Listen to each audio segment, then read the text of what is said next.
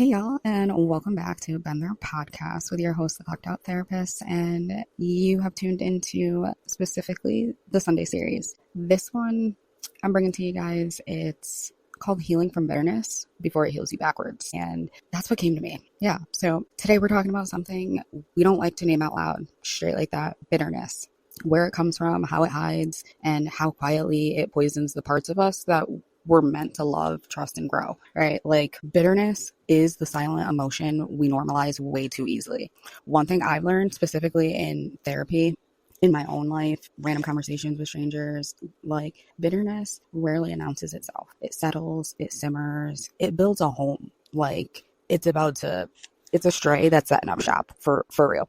And it doesn't look like anger. It often looks like, oh, I'm fine. Oh, I don't even care anymore. It is what it is.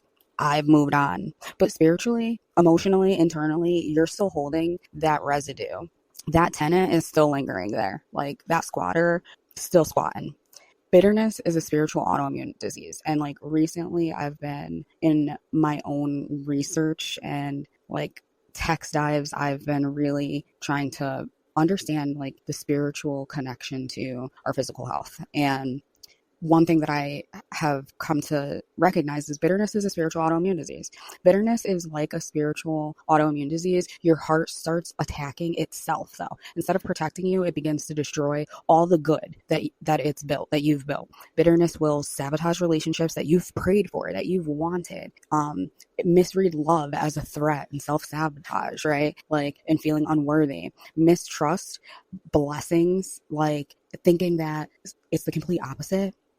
Bitterness will sabotage relationships that you've prayed for, misread love as a threat, mistrust blessings as a straight setup, turn soft hearts just rigid and hence bitter, the word, right? And it makes safety feel suspicious. So like you're constantly paranoid. You're misreading certain kind of love gestures and feeling like people are out to get you and that there's an ulterior motive and just sabotaging things that you desire because it's too good to be true, right? Like couldn't happen with you by diminishing yourself. You can put yourself down and then say that these blessings aren't for you. You think you're protecting yourself, but really bitterness is protecting your wound, not the future that you're desiring.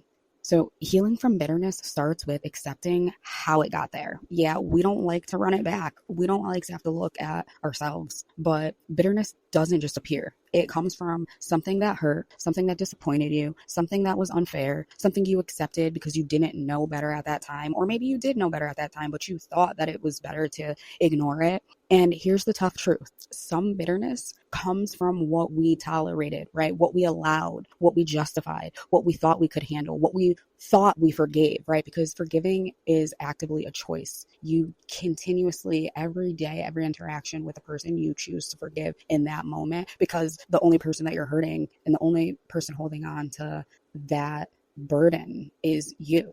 So now the wound needs to be healed, right? And it's hard to get healing if you refuse to be healing for someone else. Okay. I'm going to run that one back because that's where it's hitting today. It's hard to get healing if you refuse to be healing for someone else. And I'll explain that a little bit more. So here's something God had to check me personally on, right? The been there moment. Healing doesn't flow in one direction. A lot of us want healing, but we avoid being healing for others. We want grace, but we don't extend grace. We want forgiveness, but we hold people hostage in our hearts to something that they did while they are on their journey, right? That's why we are forgiven, because God forgives us 70 times 7, right? That's in the word, that's in the scripture. And if he can forgive us along our journey, every time we turn away from him or we disobey him or whatever that we do that we don't even acknowledge that we do, we have to extend that same grace. And I know I digress on a forgiveness moment, but that one's important because I know it's hard to do. So every time I can bring it up and highlight that, I'm going to. So going back though, we want an understanding, but we shut down emotionally when it's our turn to give it. And God said, if you want healing, you must walk in healing. Sometimes healing comes through you before it comes to you. So even if you're struggling and you help someone else, that's a good feeling. And through that, God blesses you. So healing comes through you before it comes to you. You don't even have to take that in a spiritual way. If you're tuning into this and you're still on a quest for your higher power and that creator that's greater than you, then take it like this. Sometimes healing comes through you before it comes to you because you may need to talk about it out loud with somebody who's talking to whatever it is. like whatever it's about, and they're talking to you about it. And as much as you don't want to hear it, even them coming to their realization, you may get a reflection, you may get clarity. So certain sins we admit because we still feel in control. Let's dive deeper into that one because because there are certain sins, certain patterns, certain cycles we're quick to admit to because we feel in control of them, right? I overthink, I push people away, I don't trust easily, right? We can slap labels on those all the time, like make a mockery of our own selves, throw a little chuckle in with it, right? But bitterness, resentment, harshness, emotional coldness, most people don't want to admit those. No one's over there like, oh, I'm bitter. Oh, I resent that. Oh, I'm a harsh person. Oh, I can be emotionally cold. No one's saying those. Like those cut in a different way than, oh, I just overthink so much. Oh, I don't really trust well. Oh, I push people away. I self-sabotage, right? Like it's easier to throw that label on than those other that I listed, right? And because bitterness means something means something got in. It means that at some point you had to be vulnerable and you don't want to admit just that. Something touched you more deeply than you wanted, and something broke a sense of control in your quote unquote reality, right? And that's how those cute labels with a bow get slapped on. Oh, I just overthink. So God shows bitterness because he wants to heal it, not shame it though. So yeah, we can walk in shame all we want about it. But the truth is God does not care. He knew that we were going to be cold-hearted. He knew that we were going to resent someone at some point in time. He knew all those things. Like he has a plan for you, right? Like he already knows. So God just wants you to acknowledge and admit it to yourself so then you can start getting worked on. So you can start letting that go. And God doesn't reveal bitterness to embarrass you. He reveals it because he wants to uproot what's blocking your blessings. Bitterness is often the wall that stands between you and the love you prayed for, the opportunity you asked for, the clarity you keep seeking, the peace you've been chasing. When God shows you bitterness, it's not judgment. It's actually an invitation. Hey, you feel that bitterness? Let's work on it, right? Like that's really what he's saying. And to anchor this down in scripture, I'm going to throw these ones in there. There's Hebrews 12:15. See it that no bitter root grows up to cause trouble and defile many. Because bitterness doesn't stay small, it spreads, right? Like it grows, it's cancerous, it's devilish, it's a spiral, right? Another scripture that you can kind of anchor this to is Proverbs 4:23. Above all else, guard your heart, for everything you do flows from it.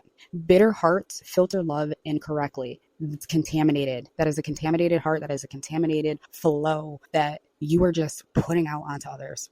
And Ephesians 4:31 verses 31 through 32. Get rid of all bitterness, be kind and compassionate. So release bitterness so compassion can return. Once you release it, you'll start to realize that you're doing things for people that you would have never thought that you would be doing. And probably not even in a position that you would have thought that you'd be in, and still able to give something and spread compassion, literally compassion. So I'm going to leave you guys with this as I wrap up this Sunday series. Just want to get this thought in for you guys about bitterness. Anyone struggling with bitterness, my week, the year, everything that I have been placed in by God has highlighted this for me for multiple things. And yeah, so I want to get that out to people who actually tune in to me, and I appreciate you guys for tuning in. And so yeah, this week, I want you to just ask God, where has bitterness been hiding in me? And what do you want me to release so I can just receive everything that you have? But remember, bitterness grows in silence. Healing grows in honesty, right? Secrets keep us sick, right? Even secrets to ourselves. Just admit. Take your lesson, take your healing, and walk into this week and this year with a heart that's softer, freer, and open to the blessings that God has already prepared for you. Your host, the Clocked Out Therapist. You've been tuned into Been There podcast, specifically the Sunday service, and I will catch you next week. I'm Clocked Out.